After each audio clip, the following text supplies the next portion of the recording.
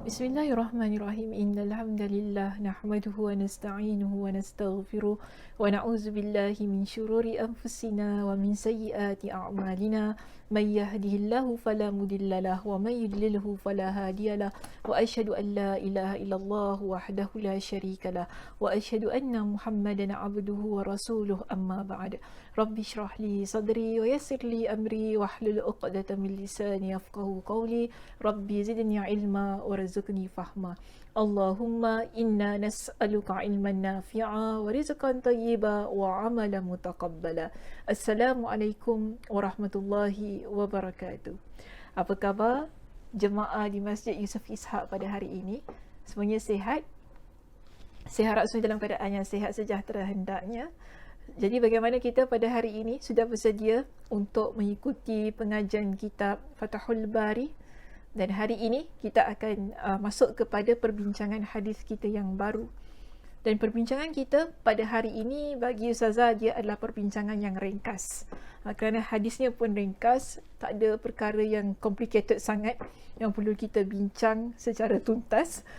Dan kita dapati dalam hadis ini cuma ada satu perkara berkaitan dengan ilmu yang ingin ditekankan di dalam hadis tersebut yang boleh kita amalkan ketika kita menjadi penuntut ilmu. Baik, so hari ini kita akan masuk kepada perbincangan hadis kita yang ke bab 43. Ya, hadis 43 berkenaan dengan menyimak para ulama. Dalam kitab kita pun juga menggunakan perkataan yang sama, cuma dalam kitab tu ejaannya ikut kepada ejaan bahasa Indonesia, ya. Tapi kalau dalam slide ustazah kita lihat kepada bahasa Melayu, itu menyemak bukan menyemak. Semak dengan semak dengan menyemak, menyemak dengan menyemak itu beza. Sekarang bunyinya menyemak. Okay, menyemak para ulama. Kita berada pada halaman 373. Kalau, okay, macam mana? Saya yang sebagaimana biasa saya kata, kalau kitab muka surat halamannya berbeza, cari bab 43, tajuk menyimak para ulama. Cari tajuk itu. InsyaAllah kita akan jumpa di mana perbincangan ini yang akan kita mulakan. Mungkin ada di kalangan kita yang di sini ikuti pengajian, boleh letakkan di ruangan komen halaman yang keberapa jika sekiranya muka suratnya berbeza daripada yang terdapat di muka surat ataupun di dalam kitab ustazah. Okey. Jadi hadis kita pada bab yang ke-43 ini, ya, kita lihat pada hadis yang bernombor 121. Okey, hadis kita untuk bab ini nombornya 121. Baik, kita baca terlebih dahulu hadis yang akan kita bincangkan. Hadis ini Ustazah nak ambil daripada mana? Daripada Jarir boleh? Ya, okey. Ustazah nak baca daripada An Jaririn. Ustazah harap jumpa perkataannya sebab sanadnya taklah panjang sangat ya di situ. Jadi cuba cari di dalam kitab ataupun cuba lihat dalam slide kita di sini. Kita akan mulakan daripada nama perawi Jarir. Baik, An Jaririn anna an-nabiy sallallahu alaihi wasallam qala أن النبي صلى الله عليه وسلم قال له في حجة الوداع استنصت الناس فقال لا ترجعوا بعدي كفارا يضرب بعضكم رقاب بعض. Jadi yang warna merah jambu itu ialah hadis Nabi, apa yang Nabi ucapkan. Sebab itu saya letakkan dengan warna yang berbeza. Jadi dapat dibezakan mana sabda daripada Nabi, mana yang bukan. Jadi di situ, di sini ya, kalau kita rujuk kepada maksud hadis ini, ya, masih lagi di halaman yang sama ya, iaitu halaman 373.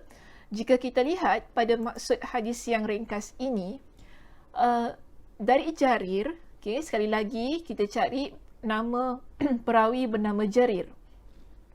Dari Jarir bahawa Nabi SAW bersabda kepadanya pada Haji Wada'. Jadi peristiwa ini berlaku ketika Haji Wada', iaitu Nabi kata kepada Jarir ini, perintahkan agar orang ramai diam. Tadi kan Nabi SAW kata kepada Jarir, istan sitin nasa. Ya, istan sitin nasa. Maksudnya, Nabi suruh Jarir ini supaya beritahu kepada orang ramai agar diam. Kerana apa? Untuk menyemak ucapan baginda.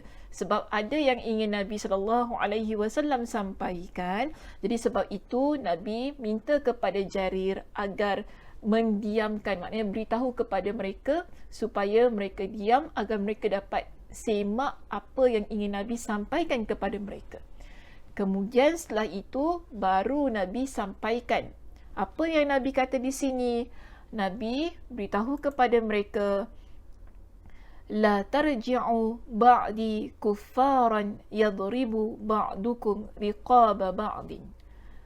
Maksudnya, jangan setelah aku wafat nanti, yang warna merah jambu ya, okey. Fokus pada yang warna merah jambu.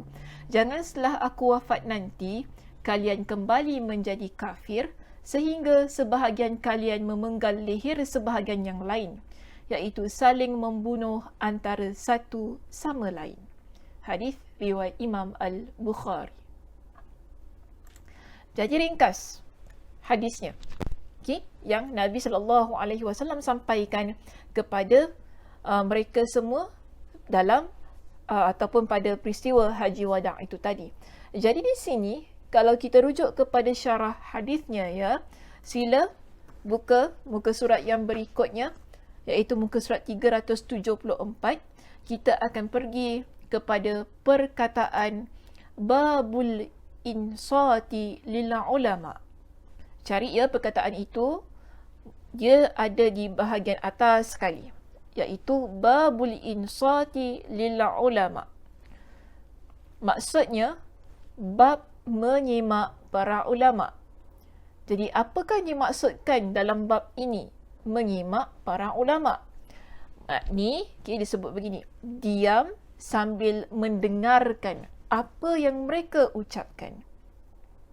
So, bila kita kata kita menyimak para ulama, maknanya ialah ketika para ulama menyampaikan ilmu, ya, kita diam. Kerana apa?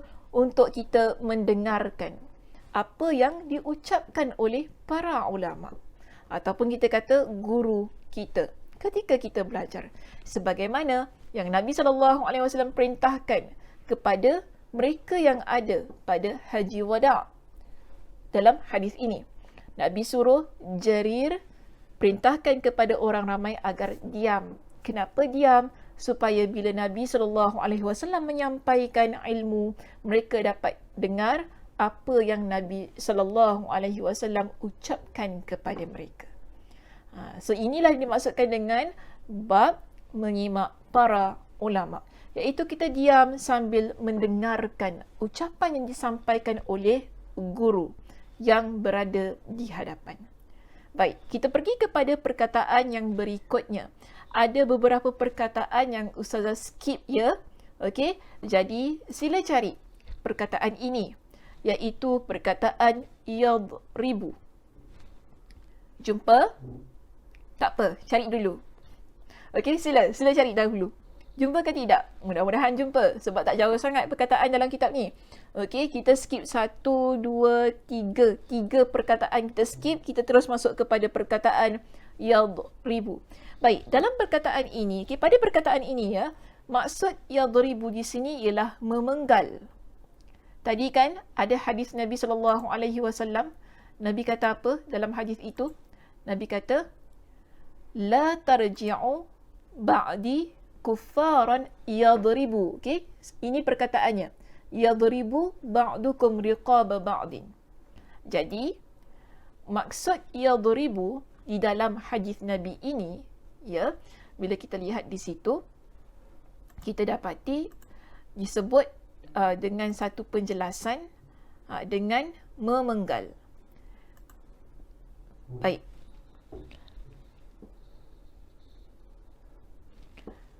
Memenggal di situ, maksudnya ialah jangan berkelakuan seperti mana sebelum Islam, iaitu saling membunuh. Jadi Nabi larang. Nabi beritahu kepada mereka yang berada di haji wada' itu kan, Nabi pesan kepada mereka jangan berkelakuan sebagaimana sebelum mereka menjadi seorang yang beriman kepada Allah. Sebab kita pun tak boleh nak mengenepikan tentang sejarah lah kehidupan mereka sebelum Islam, yang mana masyarakat jahiliyah pada masa itu mereka ni suka bertengkar, suka bermusuh, bahkan mereka sanggup membunuh kan untuk mendapatkan sesuatu. Jadi itu kehidupan mereka sebelum kedatangan Islam. Masyarakat jahiliyah begitu keadaannya. Jadi Nabi SAW pesan kepada mereka, setelah baginda wafat, jangan kembali kepada satu kehidupan yang seperti itu, di mana mereka saling memenggal leher, itu saling berbunuh-bunuhan kerana satu perkara yang tak seharusnya itu berlaku. Okey, jadi ini pesanan Nabi SAW kepada mereka yang hadir ataupun mereka yang mendengar ucapan baginda pada masa tersebut. Baik, kita lihat di sini. Kita dah settle berkenaan dengan maksud yadribu. Saya nak masuk kepada pendapat berkenaan dengan hadis yang sedang kita bincangkan di sini. Kita ada satu pendapat yang dibawa oleh Imam Ibn Hajar Al-Asqalani, yang mana beliau memetik pendapat Ibn Battal. Kalau rujuk pada muka surat 374 pada perenggan di bawah sekali di situ, disebutkan bahawa menurut Ibn Battal berkenaan dengan hadis ataupun berkenaan dengan intipati yang terdapat di dalam hadis ini, beliau mengatakan begini. Okey, menurut Ibn Battal, hadis ini menunjukkan bahawa seorang penuntut ilmu wajib mendengar dan menyimak apa yang disampaikan oleh para ulama, ataupun kita kata oleh para guru kita. Jadi sebagai seorang penuntut ilmu, bila kita berada dalam sebuah majlis ilmu, contohlah sekarang ni kita pun sedang belajar ni, betul tak? Kita sedang belajar, kita sedang mengikuti pengajian, sedang mengikuti apa yang saya bincangkan di sini. Jadi apa kewajipan kita sebagai penuntut ilmu? Walaupun saya tak nampak, walaupun tidak berada di hadapan saya, kewajipan kita ialah untuk mendengar dan menyimak apa yang disampaikan oleh guru, walaupun tidak berada di hadapan, walaupun guru tak nampak. Jadi ini kita panggil sebagai adab ketika kita menjadi penuntut ilmu. Maka seorang penuntut ilmu yang benar-benar penuntut ilmu, dia akan menjaga adab ini untuk mendengar apa yang dibicarakan oleh gurunya, tidak kira online ataupun offline. Okey, baik. Seterusnya kita lihat di situ ada perbezaan. Ada perbezaan antara perkataan al-insat dan juga perkataan al-istima'. Boleh cuba mana saya nak rujuk. Okey, muka surat 375. Lihat jemaah di situ, muka surat 375. Cuba cari surah Al-A'raf ayat 204. Ada dinyatakan ayat Al-Quran di situ, wa idza quri'al Qur'anu fastami'u lahu wa ansitu. Cari perenggan itu. Di sinilah yang ingin saya bawa perbincangan berkenaan dengan perbezaan antara al-insat dan juga al-istima'. Okey, jadi siapa yang ada kitabnya, rujuk pada perenggan yang di bawah ayat Al-Quran surah Al-A'raf ayat 204. Jika jumpa, alhamdulillah, jumpalah tempat yang mana ingin saya bincangkan berkenaan dengan perbezaan yang terdapat pada kedua-dua perkataan tersebut. Jadi di sini disebutkan begini. Apa beza antara perkataan al-insat dan juga al-istima'? Ya, jika kita rujuk kepada syarah yang dikemukakan oleh Imam Ibn Hajar dalam kitabnya ini, kita dapati beliau kata begini. Kedua kata tersebut memiliki makna yang berbeza. Jika kita kata al-insat, ya, bila kita kata al-insat, ini adalah perkataan yang diguna pakai untuk topik bab kita dalam hadis ini. Okey, bab yang ke-43 menggunakan perkataan al-insat. Jadi, bila kita kata al-insat, maksudnya di sini ialah diam, dan kata al-insat artinya diam, dan kata ini ditujukan untuk orang yang mendengarkan mahupun yang tidak mendengarkan. Boleh faham di situ? Al-insat ni maksudnya diam, tetapi ia ditujukan kepada orang yang duduk diam dalam majlis ilmu, yang mana tidak kira sama ada dia itu dengar ataupun dia tidak dengar. Kita duduk dalam kelas ni muslimah. Bukan muslimah ni, Masjid Yusof Ishak ni dia muslimin muslimat. Okey, kita duduk dalam kelas ni sekarang ni. Dalam kelas ni ada ramai orang, ada ramai pelajar di hadapan saya. Semua diam. Kan, mereka duduk depan saya ni, mereka diam. Mereka lihat saya yang sedang berbicara di hadapan, yang sedang menjelaskan. Tapi diam tu tak bererti dengar, bukan? Betul tak? Sebab dia kata orang yang mendengar atau yang tidak mendengar. Kerana mungkin dia diam, tapi dia fikir benda lain yang menyebabkan dia tak dengar apa kita sebutkan. So ini kita panggil sebagai al-insat. Ya, dia diam, tak semestinya dia dengar. Tapi kita boleh panggil jugalah keadaan itu sebagai al-insat, iaitu diam untuk menyimak perbincangan guru tu tadi. Cuma tak semestinya bila dia diam, dia duduk dengar tu, dia dengar. Sebab ada yang duduk diam tapi pemikirannya dah ke lain. Betul tak? Kita belajar kan, kita nampak ada student tu, dia tengok, kita tengok je. Tengok kita gini, tapi adakah dia dengar apa yang kita sedang ajar tu tadi? Tak semestinya. Mungkin otak dia fikir kan, kalau yang muslimah ni kan, dia fikir kan, sekejap lagi ni balik ni, nak pergi pasar, pergi Seng-Siong kan, lepas tu nak beli ikan, nak beli tu, jangan lupa pula beli petai, nak masak petai apa ni kan, okey, sama tumis petai ke apa, sedapnya makan dengan nasi panas, fikir dah. Nanti sekejap lagi nak lipat kain ke apa. Tapi keadaan dia duduk diam tu, dia tengok kita. Cuma apa yang dia fikirkan, wallahu alam lah, tak tahu dia fikirkan tentang apa. Sebab tak semestinya al-insat diam, duduk, dengar, dia tu dengar. Tapi keadaan dia, kita masih lagi masukkan pada kategori al-insat itu tadi. Okey, seterusnya kita ada perkataan yang kedua di sini. Apa perkataannya? Al-istima'. Ya, al-istima'. Baik, bila kita kata al-istima', cuba rujuk ya, dalam kitab kita di sini disebutkan begini. Ia ditujukan kepada orang yang sedang mendengar. Okey, perkataan al-istima' ini, ia ditujukan kepada orang yang sedang mendengarkan. Sama ada orang tersebut dengar sambil diam ataupun sambil membicarakan perkara yang lain, selama itu tidak mengganggu kefahamannya terhadap ucapan orang yang sedang didengarnya. Dengar tu dengar, tapi mulut pun bercakap sekali. Cuma di sini al-istima' di sini dikata orang tu dia berbicara. Okey, dia dengar. Tapi asalkan apa yang dia bincangkan itu tadi ataupun apa yang dia bualkan dengan rakan itu tadi tidak mengganggu kefahaman yang disampaikan oleh guru di hadapan. Kita boleh sebutkan ia sebagai al-istima'. Biasalah kadang-kadang kan kita, selalunya orang-orang yang tak duduk depan ni lah kan, okay? Mereka ni duduk kan, tiba-tiba kata, muka surat berapa Tapi dengar Ustaz tengah cakap, muka surat berapa? Oh, muka surat 374, kita buka.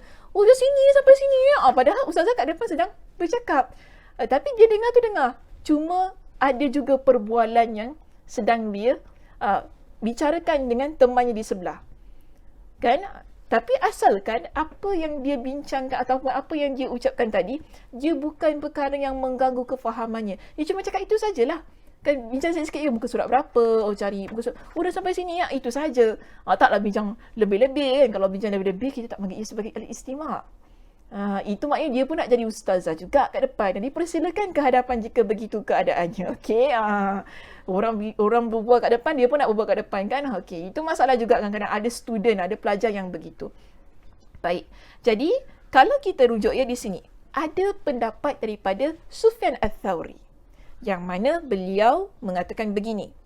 Ya, kalau kita rujuk kepada perenggan yang berikutnya dalam kitab kita ini, dikemukakan kepada kita dengan pendapat Sufyan Ats-Tsauri yang mana beliau kata tahapan yang pertama dalam menuntut ilmu. Maknanya kita belajar ni dia ada peringkat, ada tahap.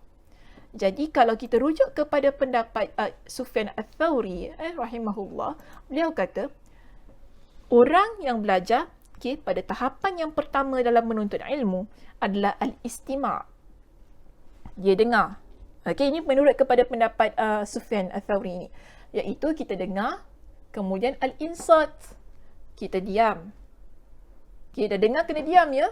Tak boleh dengar, berbual juga, itu menjadi masalah. Cuma yang tadi kalau dalam istima' tu ada benda sikit-sikit kita bincang, kita cakap dengan teman kita di sebelah tu, tak menjadi masalah. Yang penting ia tidak mengganggu kefahaman ataupun pembelajaran yang sedang berlangsung. Contoh tanya buku surat berapa, ataupun minta kan boleh pinjam pen, itu okey saja. Itu masih lagi kita masukkan pada al-istima' mendengar. Kemudian setelah kita dengar tu kan, dalam keadaan kita mendengar, kita al-insat, iaitu kita diam. Seterusnya lepas kuliah, balik kuliah, apa kita buat? Kita hafal apa yang dah kita dengar dan yang kita semak tu tadi. Sebab al-insat tu maksudnya diam sambil menyimak bacaan ataupun sambil menyimak pembelajaran yang sedang berlangsung. Begitu kan? Jadi balik rumah, apa tahap seterusnya? Apa dia punya next step yang perlu kita buat? Kita hafal. Kita dah bincangkan bukan berkenaan dengan ini bila? Pada minggu lepas. Tentang siapa? Abu Hurairah yang menghafal hadis Nabi SAW. Jadi kena ingat di sini, next step bila kita belajar ialah kita usaha untuk menghafal apa yang sudah kita dengar dan kita semak daripada guru itu tadi. Okey, seterusnya kita mengamalkan. Kemudian kita sebarkan. Kalau dapat dikongsikan kepada rakan-rakan apa yang dah kita hafal, apa yang dah kita amalkan itu tadi kan, kita kongsikan, kita sebarkan dengan rakan-rakan. Barulah tepat sharing is caring. Okey, maknanya kita share perkara yang bermanfaat yang kita amalkan dan kita dah belajar. Okey, so begitu keadaannya. Jadi habis ya perbincangan berkenaan dengan tahap ilmu ini. So kita faham bila kita jadi penuntut ilmu di sini, kita ada beberapa step yang perlu kita ikuti ataupun yang perlu kita fahami. Masuk dalam kuliah ataupun masuk dalam classroom kan, apa yang kita perlu buat? Al-istima'. Kita dengar apa yang dibincangkan oleh guru di dalam kuliah ataupun dalam pengajian. Kemudian kita ada al-insat. Al-insat inilah ketika kita dengar tadi kan pengajian itu, kita diam. Kerana apa kita diam? Kerana kita nak menyimak, kita nak mencatat apa yang disampaikan oleh guru. Sebab tu kita berada dalam keadaan al-insat itu tadi. Setelah itu kita berpindah kepada langkah-langkah ataupun step-step yang berikutnya, tahap yang berikutnya. Menghafal, mengamalkan dan menyebarkan ilmu yang kita pelajari. Okey. Baik, seterusnya ya, kita pergi kepada pengajaran hadis. Sebab tadi saya kata ringkas saja perbincangan hadisnya. Jadi dah selesai perbincangan dalam kitab, saya dah tutup dengan tahapan ataupun tahap-tahap yang dikemukakan oleh Sufyan Ats-Tsauri di dalam kitab itu tadi ya. Sekarang kita akan terus masuk kepada pengajaran hadis kita pada hari ini. Baik, kita lihat begini. Satu yang kita belajar dalam perbincangan kita ya pada pagi ini, untuk hadis kita yang bernombor 121 dalam bab 45. Pertama ialah adab mengikuti pengajian. Apa adabnya? Diam dan dengar ataupun dengar dan diam. Kedua-duanya boleh. Sebab ada juga pendapat yang mengatakan al-insat itu datang terlebih dahulu, barulah kita al-istima'. Tapi bagi saya tak menjadi masalah lah mana satu nak datang dulu. Nak diam dulu ataupun dengar, nak dengar dulu ataupun diam. Okey, kedua-duanya boleh sahaja. Okey, jadi bila kita masuk dalam satu pengajian, tak kira seminar ke atau apa-apalah, kan? Tak semestinya kuliah di masjid lah, apa-apa saja. Begitu juga bila kita mengikuti kuliah secara online. Adabnya itu perlu dijaga. Iaitu kita diam dan kita dengar. Dengar tu diam dan dengar ni tujuannya untuk apa? Menyimak apa yang diajar oleh guru. Menyimak tu maksudnya ialah bukan menyemak sekali saya kata. Bukan menyemak. Menyemak tu memang tak ada kena-mengena lah dengan topik kita. Kita menyimak. Menyimak ni maksudnya ialah bila guru baca, bila guru bincangkan kan, kita buka buku kita, kita tengok mana ustazah baca, kemudian kita sini, kita sama-sama sekali baca, kemudian catat apa yang ustazah jelaskan. Lepas catat itu tadi, kita pun mungkin ada apa-apa yang kita musyrik, kita tulis kan gini. Ada notes yang kita, side notes yang kita nak letak dan sebagainya. Begitu keadaan seorang penuntut ilmu. Jadi adab itu perlu dijaga. Tak kira kita ni peringkat mana pun sebagai seorang pelajar, kan? Perlu diam dan dengar. Jangan, saya terus terang begini tau, saya nak kata gini. Saya ada satu ketidaksukaan bila kalau saya mengajar, dalam kuliah saya ada student ataupun ada pelajar yang turut nak mengajar sekali. Faham tak maksud saya nak mengajar sekali? Maknanya dia berbual dengan kawan di sebelah. Saya rasa bukan saya seorang lah, mungkin guru-guru lain pun begitu juga. Kita sekarang di hadapannya sedang baca kitab ni, kan, sedang syarah, sedang nak bincangkan tentang kitab ni. Tiba-tiba kita dengar suara kat belakang, bising-bising kan, cakap ni, sampai ke depan suaranya. Ia mengganggu sesi pembelajaran. Ia mengganggu sesi pembelajaran. Bukan ia mengganggu saya sahaja, tetapi ia mengganggu rakan-rakan yang duduk di dalam kuliah yang ingin dengar dan menyemak perbincangan yang sedang dibincangkan ataupun dikemukakan oleh guru di hadapan. Jadi ini adab. Ini adab. Tak kira kita senior ke kita junior ke apa kan, perlu jaga adab itu. Sebab kadang-kadang bila kita nak tegur, bimbang. Sebab saya muda. Walaupun tua tapi nampak muda kan. Saya muda. Selalunya di kalangan pelajar saya ni bukan muda-muda lah. Mereka ni di kalangan yang senior kan, warga emas sebagainya. Kadang kita nak cakap, kita bimbang. Takut cik ni terasa hati kan. Esok lusa pula tak nak lagi datang kuliah kita. Kita lagi bimbang sedemikian. Jadi mungkin guru pun tak sampai hati nak tegur. Maka saya kata ginilah. Bila mungkin ada di kalangan kita kawan-kawan kan dalam kuliah, bila guru sedang mengajar, mungkin ada di kalangan kawan-kawan kita yang turut sama berbicara ketika guru mengajar, yang mana ia mengganggu sesi pembelajaran. Kita kawan dekat sebelah ataupun depan ataupun belakang, cuit lah sikit kan, cuit sikit. Ustazah tengah cakap kat depan tu, tak elok lah gitu. Cakap gitu sudah. Mungkin boleh, mungkin sebab kadang kuliah kita ramai.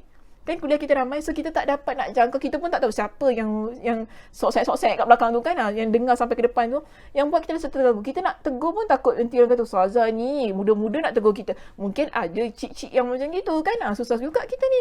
So mungkin kita sebagai rakan yang duduk sama-sama dalam kuliah tu kan, boleh tegurlah bila berada pada situasi yang sedemikian.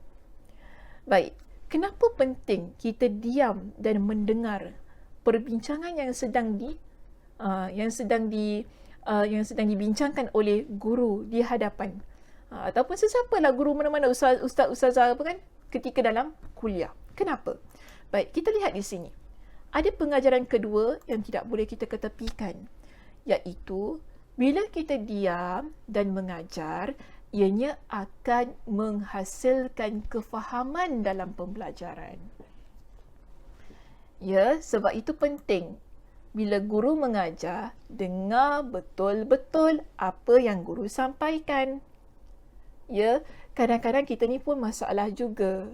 Dahlah tak dengar, sembang dalam kuliah, kemudian tak catat, buku tak bawa, dah tu main handphone kan dalam kuliah kan, ambil-ambil gambar, selfie sana selfie sini dalam kuliah kan. Padahal ustazah kat depan ni sedang bincang ni. Kita sedang mengajar ni kan. Dah tutup last kuliah kan. Ustazah tak faham lah. Oh, nampak tak? Tak faham lah part ni apa-apa. Kenapa jadi sedemikian? Besar kemungkinan kita tidak mendengar dengan baik ketika sesi pembelajaran sedang berlangsung. Itu yang menyebabkan tiba-tiba semua benda tak faham. Semua benda tak faham. Sebab apa? Kita tak duduk betul-betul dan kita tak fokus dan kita tak dengar betul-betul apa yang disampaikan oleh guru di hadapan. Cuba kita duduk betul-betul yang fokus. Dengar. Kan dengar. Semak. Satu demi satu perkataan yang ustazah baca dalam kitab. InsyaAllah. InsyaAllah kita faham. Kalaupun kita tak faham, dia bukan the whole, kan, bukan semua teks tu tak faham. Tapi cuma 1, 2 part je. Tempat yang kita tak faham, itu yang wajar kita tanya. Sebab tu kalau ada orang kata tak faham, kita kena tahu faham yang tak fahamnya itu di bahagian yang mana. Ya? Jadi bila kita tanya guru pun kena jelas lah ya. Soalan yang diutarakan, Ustazah, saya dengar tadi saya cakap tapi saya tak faham lah part yang tadi, yang bahagian sini itu je saya tak faham. Jadi guru pun fokus ketika menjawab. Kalau tak, kita guru kan, kita nak kena ulang balik semua tau. Kalau satu student ni tak faham semua tu, dia problem. Tapi kena check dulu kenapa tak faham tadi. Apa punca kita tak faham tadi? Besar kemungkinan saya kata puncanya bukan daripada guru. Bukan kerana guru tak pandai mengajar. Kadang-kadang kita salahkan guru.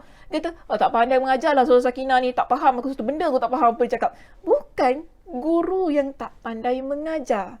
Bukan guru yang tak memberikan inisiatif untuk ke depan mengajar sungguh-sungguh. Tapi kadang-kadang kerana kita tak diam dan mendengar dengan baik, tak menyimak dengan betul apa yang disampaikan oleh guru. So, kita ni sebagai seorang pelajar, kena banyak muhasabah. Ya jemaah, kena banyak muhasabah. Bila masuk dalam kuliah, masuk dalam satu pengajian, bagaimana adab kita. Dan untuk menghasilkan ataupun untuk mendapatkan kefahaman yang baik dalam mana-mana kuliah, key dia, kunci dia tu tadi ialah apa? Cuba kita diam dan dengar betul-betul apa yang disampaikan oleh guru. InsyaAllah. Ya, insyaAllah kita akan dapat kefahaman yang baik. Okey? Baik, itu sahaja pengajian kita untuk hari ini. Sebab tadi saya kata dia ringkas sahaja sebab hadisnya pun ringkas. Yang penting kita nak highlightkan ataupun kita nak tekankan dalam perbincangan hadis kita yang ke-43 ini ialah berkenaan dengan perkataan Nabi istansitin nas, yang Nabi perintahkan kepada Jarir agar suruh orang ramai yang ada di situ diam. Kerana apa? Nabi ingin menyampaikan khutbah baginda. Jadi Nabi ingin mereka semua yang hadir dengar betul-betul, semak betul-betul apa yang ingin Nabi SAW sampaikan. Supaya apa? Mereka faham. Supaya apa? Bila Nabi SAW wafat nanti, tak ada pula kata tak faham lah apa yang Nabi ucapkan. Tak ada pula yang kata sedemikian. Okey? Baik, itu sahaja kuliah kita pada hari ini. InsyaAllah kita bertemu pada kuliah kita yang akan datang ya. Sebagaimana biasanya waktu yang sama di tempat yang sama untuk perbincangan bab yang baru. Okey, saya tutup dengan tasbih kafarah. Subhanakallahumma wa bihamdika asyhadu an la ilaha illa anta astaghfiruka wa atubu ilaik. Assalamualaikum warahmatullahi wabarakatuh.